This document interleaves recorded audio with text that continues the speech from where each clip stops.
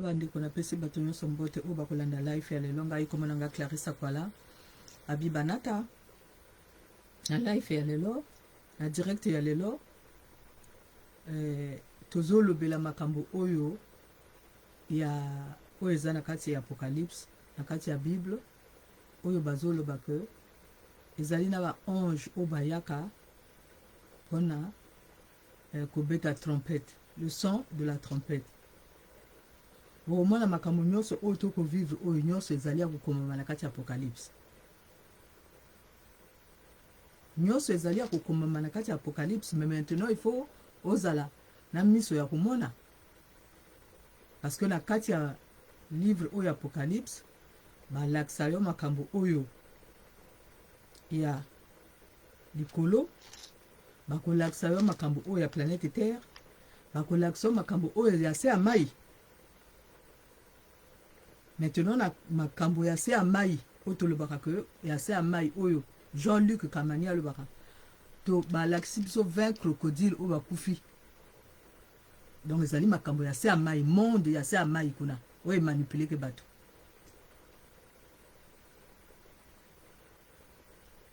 Prophète oyo babengi ye Joël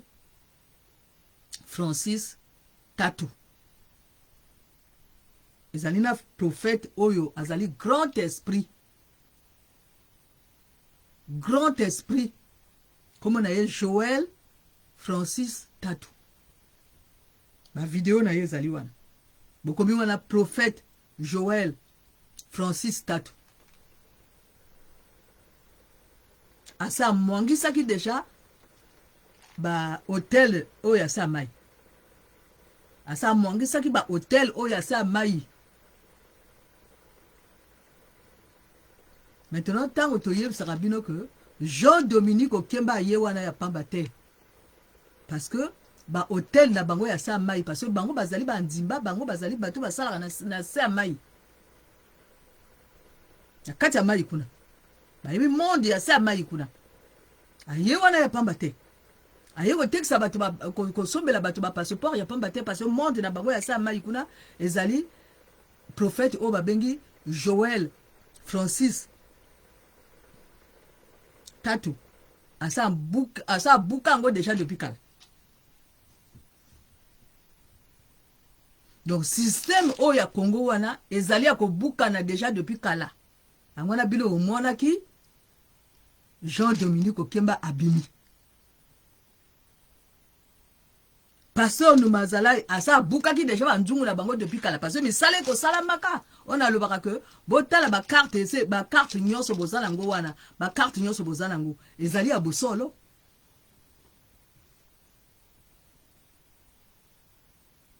Ezali ya bosolo mais bato bazali na ba mur na kati ba bongo na kati ba mutu na bango bazali ba mur bakanisi que soki moto ya RDC moto ya Congo Kinshasa moto ya Angola zo sala ezo toucher Congo te le kuta na bino bokenda kotala ba vidéo nyonso tout o ya prophète o babengi Joël Francis Tatu abuka monde kuna monde na bango o ya se kuna abuka zo pesa ba révélation Jean naïb sarabino que Jean-Dominique Okemba abimi wana ya pamba te bango bazali ba nzimba o basala na sa mai basala na sa mai bango basala na sa mai ndenge abimi wana ko ibwanga ndenge Jean-Dominique Okemba abimi wana ko ibwanga na sima Jean-Dominique Okemba bilo omoni nana abimi bilo omoni mbulu abimi no mbulu azanani mbulu azali mbato ba tricher de l'élection. Donc système nyonso komi ko s'écrouler bazo laksa bino panique à bord ndenge bazali wana ye mbulu abimi wana parce que ezali nini ezali parce que ba yebi su ndenge ni ko sala te parce que monde na bango na sa mai kuna prophète o babengi Joël Francis Tatu asa mwangisa ngo ba yebi su ndenge na ko sala te angwa ba ko te tina bino belemo Jean-Dominique Okemba ye après bo moni nani mbulu abimi après bo moni nani bo moni Obamondon. N'est-ce pas Obamondon ezali moto oya kena na gambo makuna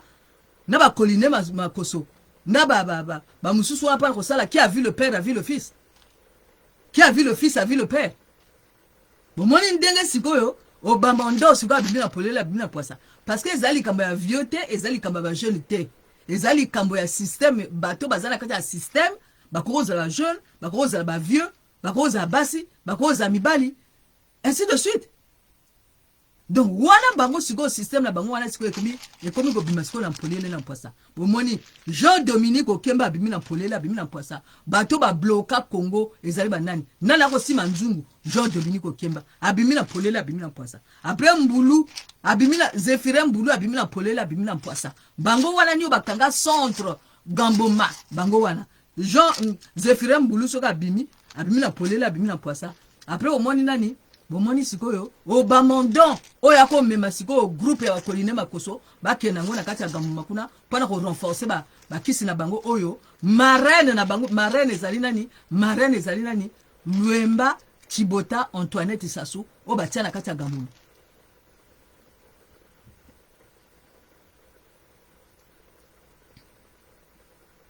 Maintenant sikoyo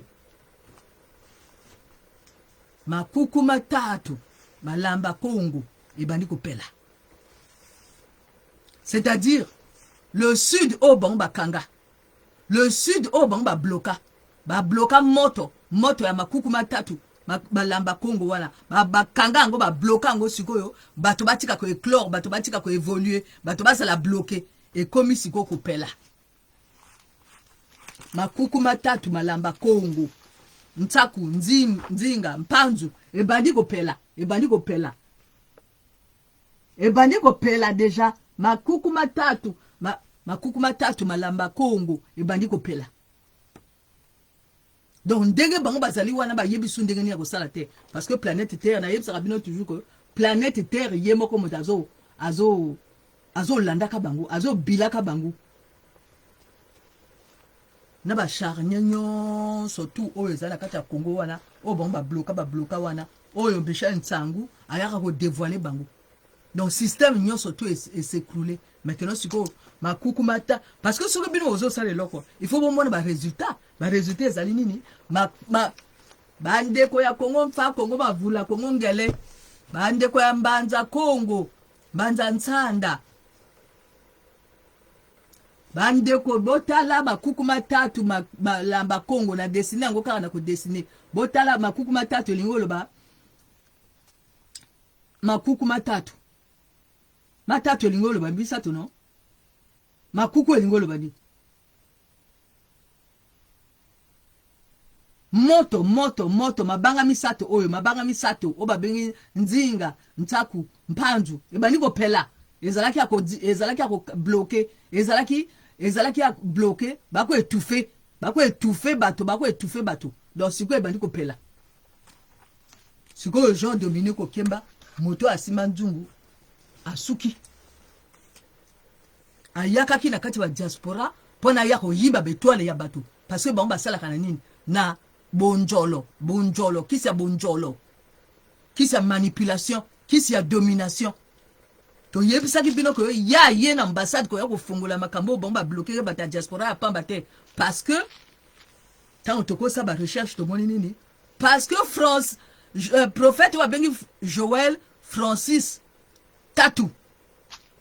asa kena dia ko diksa monde na bango kuna ya sa mai botel ya sa mai kuna asa diksa ka ngonyoso et siko ba Jean Dominique Okemba comme sauve qui peut ba Isidore ya tonga comme sauve qui peut et yo Isidore ya tonga moto enregistré Clarisse Akwala yo moto yiba ba photo à Clarisse Akwala bo moni siko ndenge côté bosuki bato ya makuku matatu malamba Congo o bino bokanga siko moto yango ekomi kopela sikoyo moto yango ese ekomi kopela bosuki bino bandimba système bandimba bosuki bino système ya sa mai bosuki yo Bamondon osuki yo Zéphirin Mbulu bosuki système na bino ese sili esi s'écrouler angona siko bozo sala bozo pona ni bino okumo loba na bato ko couvre-feu mais parce que système na bino c'est sili boningi bato ba mona te que système na bino c'est sili angwana ko tia ba couvre feu à lokuta bokumo bimisa ba élément na bino boko sala ka même système bino sala ki na nani na puti ntangu tango puti ntangu alobi na ngati bino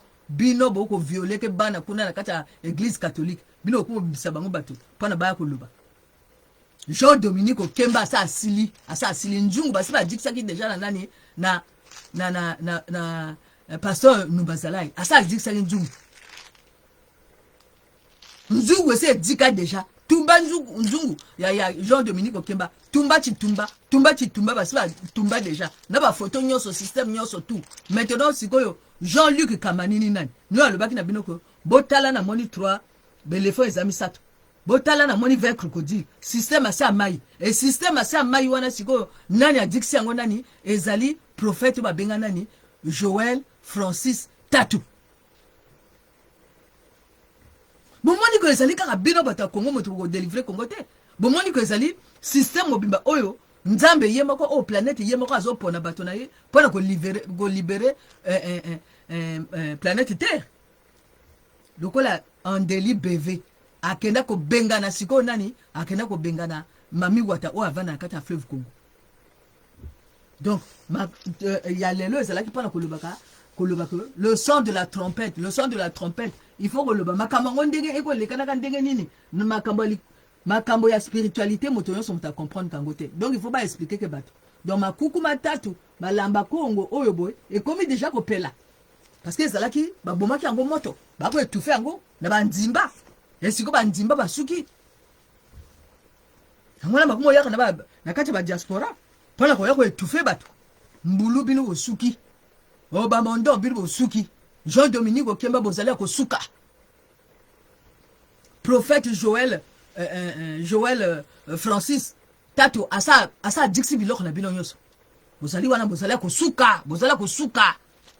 bandoki ya Congo et soki omoni lisanga bandoki esengeli obelela ezali ya kokoma na kati ya Bible